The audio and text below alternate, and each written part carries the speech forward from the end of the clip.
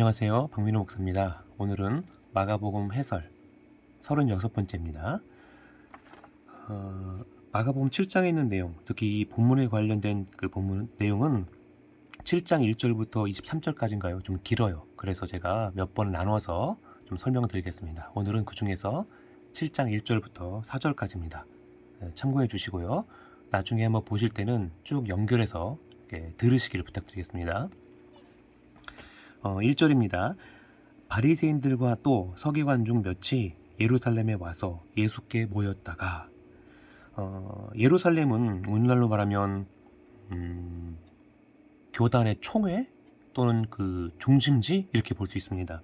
그리고 바리새인들과 서기관이라고 한다면 바리새인은 오늘날로 말하면 목사 정도로 해당될 수 있겠고요. 그 중에서 이제 뭐 신학적인 소양이나 그 성경에 대한 지식이 좀 풍부한 사람들이라고 말할 수 있겠죠. 그 중에 뽑은 사람들이니까.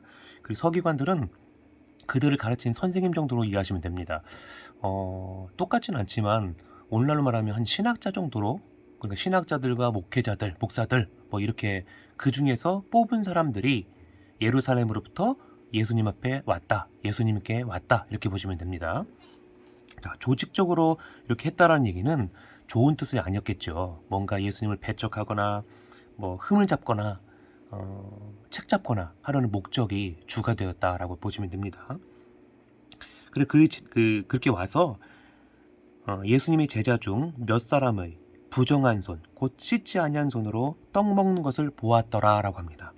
여기서 부정한 손 또는 씻지 않는 손이라고 말한 것은 그 바리새인들이 또는 장로들이 뭐 유전이라고 부르는 부분이 있는데 그 부분을 말하는 거예요.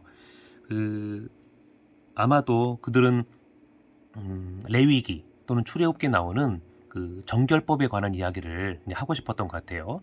그것과 더불어서 그 안에 있는 내용들을 뭔가 자기식대로 확대 정리한 부분들을 이제 포함해서 말하고 싶었던 거겠죠. 이것은 이제 부정한 손이라고 부르는 것은 뭐 의식적인 부패다 뭐 이렇게 불러요. 그러니까 식사를 하는데도 의식이 필요하다는 거죠. 그 우리부터 말하면 예절처럼 식사하기 전에 깨끗하게 손을 씻어야 뭐 세균도 뭐 바이러스도 우리에게 해를 입히지 않는다. 우리 이렇게 얘기하잖아요. 뭐 그런 식의 이제 사고방식을 갖고 있다고 보시면 돼요. 마치 말하자면 부정한 손 또는 씻지 않는 손으로 먹는다는 것은 하나님 보시기에 의식적으로 깨끗하지 못하다, 부정적이다 이렇게 이제 보는 거죠. 이러한 방식은, 이러한 생각은 원래부터 있던 게 아니라 포로귀환 시대의 그 의식적인 측면을 지나치게 강조하다 보니까 유대인들 중에서 특히 이제 그 바리새인들, 서기관들 이런 사람들에게 나타났던 하나의 현상 또는 그들의 그 주장이라고 볼 수 있습니다. 당시 말하고 학자들의 말에 의하면 이것을 장로들의 유전이라고 나오잖아요. 그죠? 학자들의 말에 의하면 그러한 그 의식들이, 그러한 생각들이 좀 더 심해져서 이렇게 되지 않았을까 이렇게 하는 이야기들이 있습니다. 참고해 주시고요. 이렇게 보았다라는 것은 마치 의도적으로 그들에게 뭔가 하고 싶은 이야기가 있다라고 하는 것을 전제에 두는 거죠.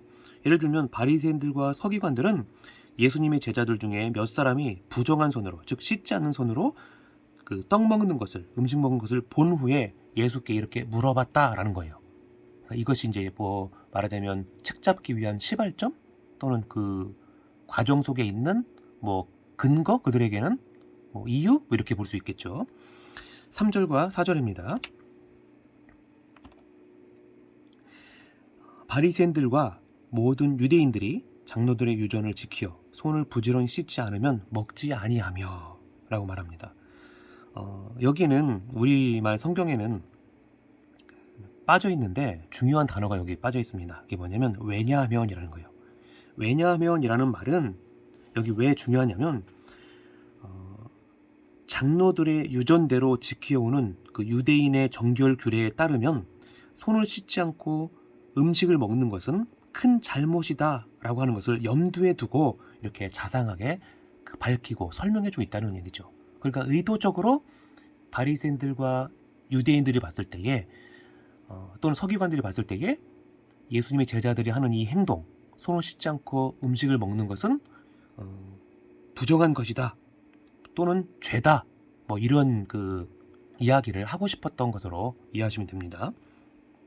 손을 부지런히, 즉 정성을 다해서 씻지 않으면 이라는 거죠. 또 시장에 돌아와서는, 들어와서는 물을 뿌리지 않으면 먹지 않는다는 거죠. 물을 뿌린다는 것은 우리식으로 말하면 뭐 샤워를 한다 또는 목욕을 한다 이렇게 이해하시면 돼요. 전체를 다 씻고 나서 깨끗하게 한 다음에, 즉 온몸을 정결하게 한 다음에 음식을 먹었다라는 거죠. 그 정도로 의식적으로 깨끗하게 하고 뭔가 하나님 앞에서 있는 것처럼, 행하는 것처럼, 뭐 하나님 보시기에 아름다운 것처럼 하는 그 모습으로 보이게 했다라는 거예요. 그러니까 오늘날로 말하면 어떻게 이해할 수 있을까요?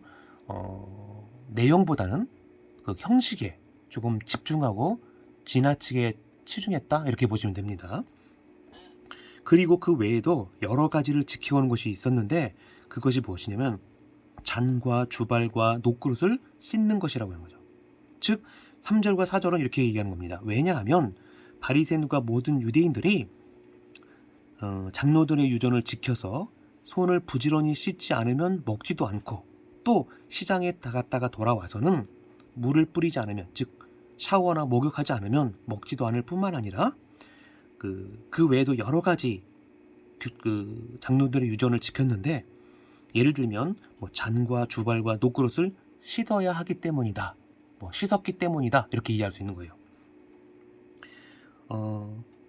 잔이라는 것은 물이나 포도주를 마시기 위한 용기고요. 주발이라는 것은 포도주나 식초 등을 담아두는 물 주전자 또는 물병에 해당된다고 합니다. 그리고 녹그릇은 요리에 사용되던 구리 그릇이라고 보시면 돼요. 그러니까 이런 것들을 하면서 이렇게 했다라는 것은 뭔가 그들의 의식적인 행위가 아주 사소한 것, 그리고 구체적인 것, 그리고 여러 가지 면에서 철저히 지켜오던 것이다 라고 하는 것이죠. 그리고 이렇게 많은 것들로 했다라는 것은 선생들로부터 또는 조상들로부터 전통이나 유전을 전수받은 것이다 라는 거예요.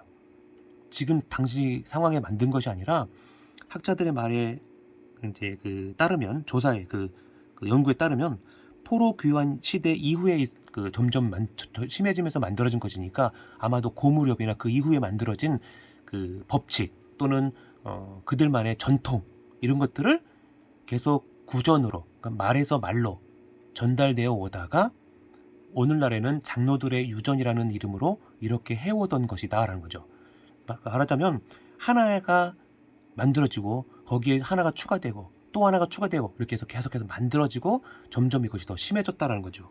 즉 이 이야기는 하나님 말씀 앞에, 하나님 말씀에 그 부정과 그 정하다라고 하는 레위기 또는 출애굽에 나오는 그 내용들을 그 서기관들과 바리새인들이, 특히 서기관들이 중심이 됐겠죠. 그 선생님이니까, 신학자니까, 오늘날로 말하면 신학자에 해당되니까 그 내용들을 좀 더 세분화하고 구체적으로 만들고 해서 성경에 있는 내용들을 더해서 추가했다라고 보시면 돼요. 그러니까 이들은 하나님 말씀에 있는 그대로를 받아들인 것이 아니라 거기다 자신들의 사견, 의견들을 더하여, 주장을 더하여 이것들을 덧붙였다라고 보시면 됩니다. 여기까지가 오늘 본문의 중요한 핵심이라는 거죠. 즉 여기서 말하는 핵심의 의도는 바리새인들과 서기관들이 예수님의 제자들이 손을 씻지 않고 음식을 먹는 것을 보면서 그것을 가지고 예수님을 책잡으려고 했다라는 겁니다. 이것이 핵심입니다. 감사합니다.